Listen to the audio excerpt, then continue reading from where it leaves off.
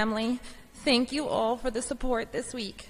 The outpouring of love our family has received has been overwhelming, and we're forever thankful to everyone. With every hug that I've received, I just picture each one is from Jonathan. I wish Jonathan were here to see the incredible kindness and generosity that has been shown to our family, but I know in his own way he is here watching over us. I am so proud that thousands of people across the country are calling Jonathan a hero, but the truth is he has always been a hero to Ryan and me. The rest of the world is just catching up. While he was beyond proud to be a member of the NYPD, his career was only one of his many roles. I want to also honor Jonathan for who he was out of the uniform. I am not sure where to start, and I could probably talk about Jonathan for hours, so I'll start from the beginning. Jonathan was born and raised on Long Island, the son of Fran and Stephen Diller, and brother to Jennifer and Jason.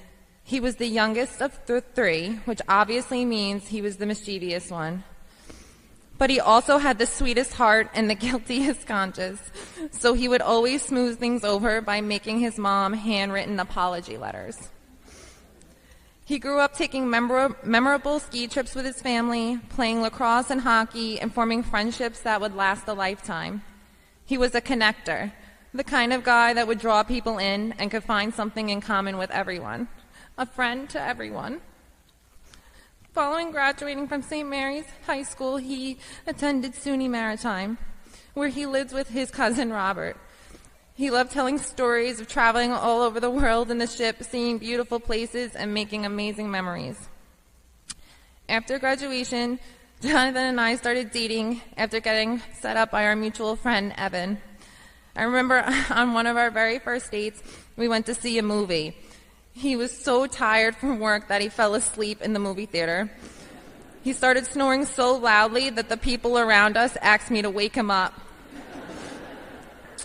But of course, if you ever asked him the story, I'm the one who fell asleep, started snoring, and embarrassed him. It didn't take long for me to realize how special he was. He loved to make everyone laugh, and he had the most infectious personality. When you talked to him, he really listened, and he made me feel like I was the only person in the room.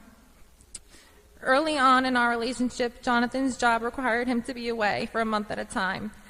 He was really proud of his work driving ships, and he made sure to send emails letting me know that he was always thinking of me.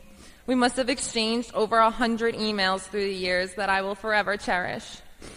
I would excitedly wake up to emails from him with hilarious subject lines such as, "Jonathan Diller is a stud," and sweet messages like, "I'm going to spoil the heck out of you when I get home, and I'll be home before you know it. You're going to blink, and I'll be in front of you giving you a big kiss."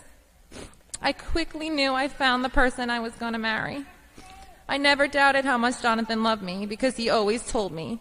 He was absolutely my soulmate, and we could just understand each other with a look. Anytime I entered a room, I looked for him and knew that the place I belonged was the spot next to him.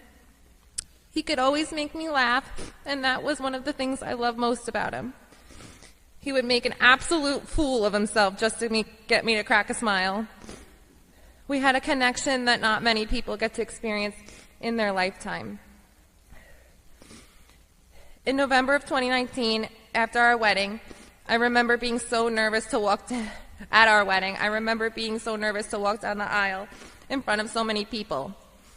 But as soon as the church doors opened, I saw him look at me. I realized how lucky I was. He looked at me like I was his whole world, and he always treated me like I was his whole world. Together, we lived a very simple life in Massapequa. We worked hard, we relaxed at home when we could, and we got the cutest dog in the world, Tucker. We did everything together, and I really mean that. We were best friends. He would call us Batman and Robin, but he said I was Batman and that he was Robin. When I would meet people, I would say, "If you like me, just wait until you meet my husband." He worked for his family's company before deciding to become a police officer in 2021.